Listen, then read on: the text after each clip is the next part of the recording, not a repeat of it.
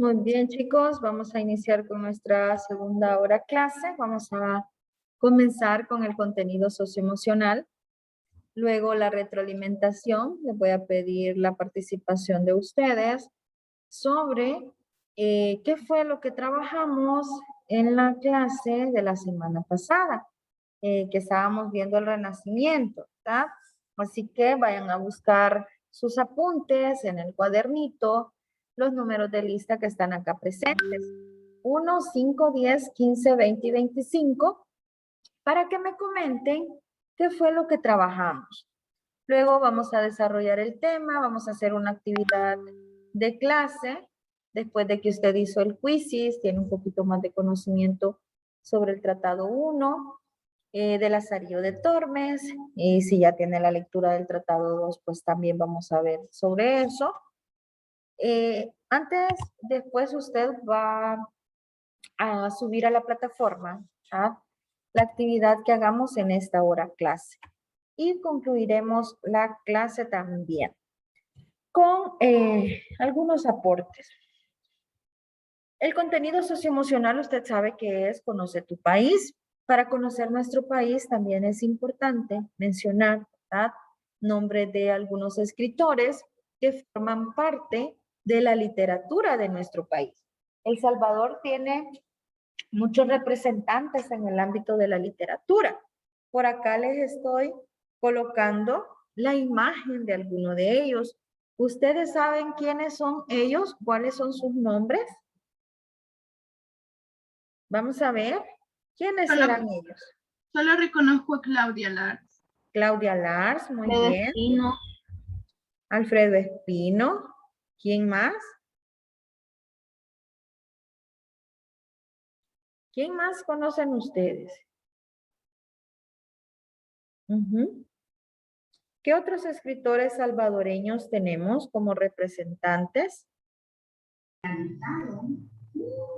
Claudia Larza, Larrue, Alfredo Espino y no recuerdo quién más. Tenemos a ¿quién? Roque Dalton, Manio Argueta, Roberto Sea. ¿Quién más? ¿Se acuerdan? Tenemos muchísimos escritores, ¿verdad? Que muchos de nosotros tal vez los hemos escuchado nada más. Por ejemplo, está Carmen González Huguet, está Claribel Alegría, Claudia Hernández, David Escobar Galindo, Francisco Gavidia, Hugo Lindo, Ítalo López Vallecillos, Manuel Argueta, que todavía está vivo, ¿verdad? Miguel Hueso Mixco, que son de los más, digamos, más influyentes, aunque hay muchísimos más. También tenemos vamos a ver si recuerdo a alguien más de los que están. Álvaro Menéndez de Leal también, de los más representantes. Alberto Mas Ferrer, Alfonso Quijada Urías.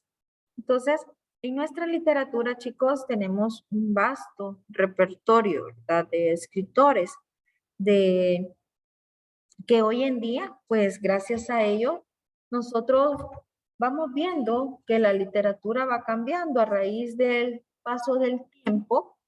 Esa cambia, es diferente a como nos la presenta. La literatura salvadoreña se dice que se puede empezar a ver a partir ya de la segunda mitad del siglo XIX, ya que con anterioridad a esa fecha en el territorio salvadoreño, pues no había así como una literatura propia, ¿verdad? Sino que formaba parte de otras entidades políticas. Por eso es que ya hablando propiamente de literatura salvadoreña es a partir de la segunda mitad del siglo XIX. Y ahí empiezan pues a aparecer muchísimos. Aquí tenemos algunos títulos, tal vez usted ya ha leído algunos, Cuentos de Barro, la narrativa salvadoreña, ¿verdad? Que es una antología, El Asco de Horacio Castellanos. También tenemos Mitología de Cuscatlán de Miguel Ángel Espino, Tierra de Infancia de Claudia Lars. Ahorita en séptimo, ¿qué obra literaria salvadoreña han leído? Cuentos de Barro. Cuentos de Barro, muy bien, excelente. Y si usted se fija en Cuentos de Barro, por ejemplo, ¿verdad? Es parte de la popularidad, el habla, como nos lo representa Cuentos de Barro, también es parte de nuestra cultura. El otro año van a leer ustedes también a escritores, ¿verdad? Como La Roque última guinda, Dalton. creo. Ah, La Última Guinda, sí, se lee Esa me también. interesa, no sé. Sí, habla sobre la guerra de nuestro país. Es que, señor, yo recuerdo que había alguien en cuarto grado había traído esa obra y leí unos fragmentos de ahí y cabal, bueno, traía malas palabras, claro, pero también traía algunas situaciones que pasaban en la guerra. Exacto, sí. El tipo de lenguaje es un lenguaje popular, el lenguaje que hablaban nuestros hermanos salvadoreños, ¿verdad? En aquella época donde vivían en el campo, refugiados. Entonces la Última Guinda nos va a hablar de eso, de Zenaida, que es el personaje principal de la obra. Ahí se menciona lo que ella pasa dentro de la guerrilla, Sí, también señor. del amor que tiene. ¿Ah? Señor, fíjese que si no me recuerdo, Zenaida estudiaba medicina, creo. Exacto, sí, en la Universidad Nacional. Después de ello, pues ella se va, decide irse con la guerrilla. Bueno, ahí ustedes la van a leer y es muy bonita. También Tierra de Infancia, donde nos narra, como la palabra lo dice el título, la infancia que Claudia Larza ha vivido en su pueblo natal. Hay uno muy bonito, una historia de regalo de cumpleaños, ¿verdad? Que no es necesario dar grandes cosas, a ella le dan dentro de una cajita unas luciérnagas. Entonces son cositas sencillas pero muy bonitas. La literatura salvadoreña es parte de nuestra cultura, es parte de ir conociendo también nuestro país, porque a través de los relatos vamos conociendo personajes, historias, el habla, la lengua, ¿verdad? Así que los invito a que sigamos conociendo nuestro país a través de la literatura. ¿Sí, María Jimena? Ah, también, perdón por hablar tanto, es que también recuerdo que en un fragmento que decía malas palabras, decía adiós, hijos de, y ya Ajá, sabes. sí. Y para nosotros ver esas palabras en cuarto grado era como que una revelación del más allá. Como algo prohibido que sí lo puedo decir. Cabal, como que lo Ajá, dijiste, solo estás ajá. pegado. Exacto, sí, para nuestra cultura esas son palabras incorrectas, ¿verdad? No se escuchan muy bien, pero para otras culturas son normales o el contexto. Las Casi personas todos las también, usan. sí, casi todos los usan. Bueno, continuamos entonces. Vamos ahora a pasar a hacer brevemente un comentario. Les voy a pedir a los chicos que mencioné antes que me ayuden. ¿Alguno de ustedes me quiere ayudar y decirme qué trabajaron, qué hicieron en el cuaderno la semana pasada? Vamos a ver, antes de que se nos acabe, nos quedan 15 minutitos. 1, 5, 10, 15, 20, 25. A ver. Señor, la portada y el esquema. La portada y un esquema, excelente. ¿Y el esquema de qué Esquema tema? del Renacimiento. Sobre el Renacimiento, excelente. ¿Qué es el Renacimiento? El Renacimiento es un movimiento cultural que se inicia en Italia en el siglo XIV y llega en España en el siglo XVI. Es cultural porque abarca todas las artes, la literatura, la música, la pintura, la escultura, etc. Cambiamos de una mentalidad medieval, donde habían guerras, conflictos, a una mentalidad renacentista donde el centro de todo va a ser el hombre. Y ahí pues empieza a promover, ¿verdad?, la expresión de los sentimientos del ser humano, de cómo el ser humano se iba a comportar. El Renacimiento es optimista, es disfrutar la vida, es ver lo bello. Hablábamos de la ideología renacentista también, del antropocentrismo, que el centro de todo es el hombre, de las ideas, ¿verdad?, que siguen sobre la belleza, de expresar la belleza interna y externa del ser humano. Entonces, dentro del Renacimiento vamos a ver que hay textos que están escritos en prosa y textos que están escritos en verso. Vamos a hablar un poquito este día sobre la prosa. Acuérdese que la prosa es escribir sin una medida ni cadencia determinada, ¿verdad? Entonces, durante el Renacimiento empiezan a obtener gran auge los textos, o sea que el interés crece. Y acá se va a poder distinguir dentro de la prosa histórica, la didáctica, la religiosa y la de ficción, la novela. Dentro de la religiosa, como usted sabe, la palabra lo dice, pues va a relatarnos textos, historias que tienen que ver con Dios, con la iglesia, con la Biblia, ¿verdad?, con la vida de los santos. Acá aparecen dos personajes muy importantes. El primero de ellos es Fray Luis de León, quien se dedica a la poesía, pero también escribe, ¿verdad?, en lengua castellana textos en prosa. Dentro de estas obras, que eran obras que ya existían, él empieza a colocar breves comentarios sobre su conocimiento, sobre lo que él opinaba de esos textos. Aquí menciona 3 obras. Una se llama De los nombres de Cristo, donde él está explicando el por qué en las Sagradas Escrituras a Jesucristo se le llama pastor, camino, esposo, príncipe de paz, etc. Luego, en la exposición del libro de Job, él tradujo este texto del hebreo, ¿verdad?, que pertenece al Antiguo Testamento, y lo fue acompañando también con propios comentarios sobre una enseñanza del texto. Y por último, vemos La perfecta casada. Acá se explica cuáles son las virtudes que una mujer debe de tener para poder vivir, ¿verdad?, de una buena manera, siendo una esposa ideal con su esposo, con sus hijos también. Luego está Santa Teresa de Jesús, que tal vez muchos de ustedes ya la han escuchado antes. Santa Teresa escribió también poemas, se destaca en la literatura de la poesía, pero la mayoría de sus textos están escritos en prosa. Escribe 3 obras dedicadas pues a las vivencias que ella tuvo, a los pensamientos, a las observaciones. Estos libros se titulan El libro de la vida, El libro de las fundaciones, El camino de la perfección, El castillo interior o de las moradas. Un dato importante de Santa Teresa es pues que ella también, ¿verdad?, fue fundadora de órdenes, como por ejemplo, viene a reformar la Orden del Carmelo, escribe en prosa su autobiografía, la cual se tituló El libro de la vida, donde cuenta esa experiencia personal que ella tiene a través de la oración, donde se eleva, ¿verdad?, hacia lo más lejano para poder encontrarse con Dios. Luego tenemos la prosa de ficción. La prosa de ficción se va a observar a través de 4 partes.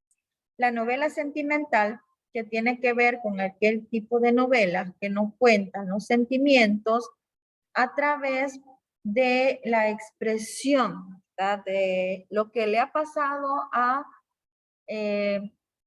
dos personas, a dos ideales, donde se pueden, por ejemplo, escribir cartas, y dentro de eso pues estaba también parte de esta prosa muy lejana a los ideales, se consideraba muy lejana a los ideales del Renacimiento. La novela de caballerías, como usted recuerda, donde siempre hay un héroe, ¿verdad?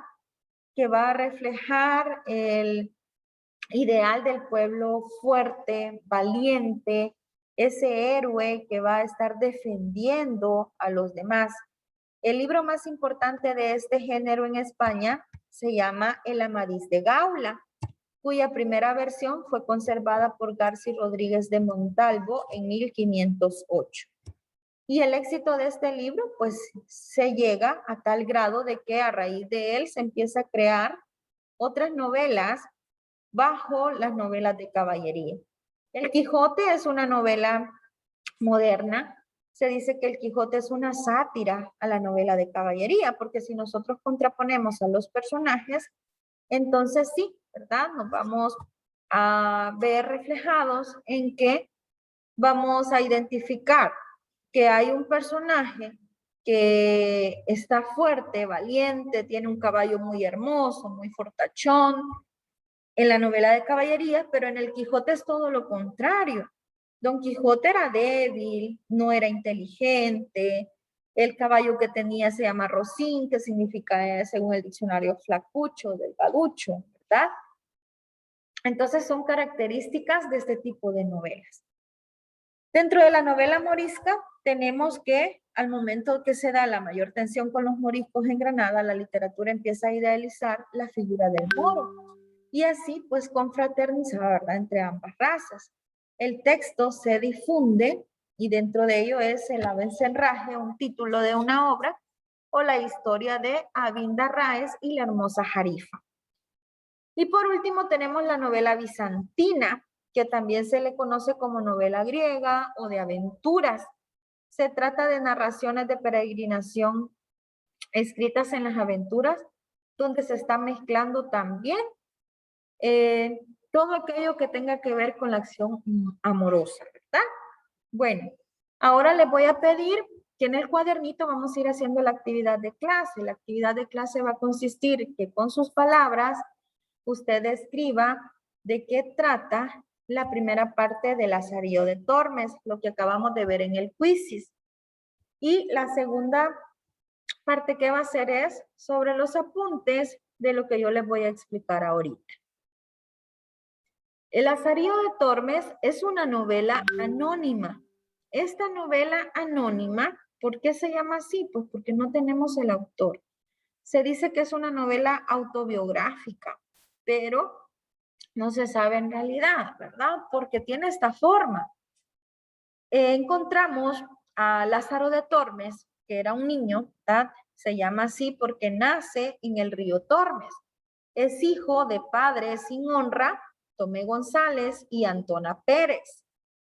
Ellos, pues el padre era acusado de ser un barbero y que le robaba a las personas, entonces las engañaba.